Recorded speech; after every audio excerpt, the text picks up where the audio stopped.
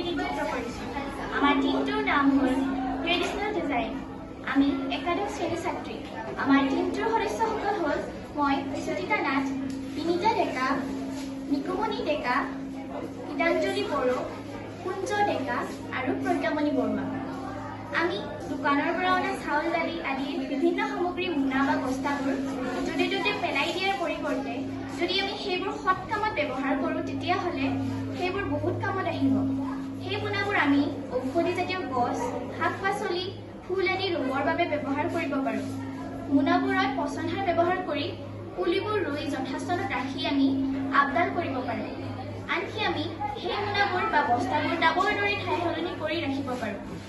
এনেদৰে সেই পেলনীয়া বা মোনাবোৰ ব্যৱহাৰ কৰিলে পৰিৱেশ প্ৰদূষণ ৰোধ কৰা হ'ব, লগতে এখন ঘৰ অৰ্থনৈতিকভাৱে উপকৃত হ'ব। আহক আমি এনেদৰে পেলনীয়া বস্তু বা মোনাবোৰ পুনৰ ব্যৱহাৰ কৰি শস্য বা ফুল উৎপাদন কৰোঁ আৰু পৰিৱেশ ৰোধ কৰোঁ।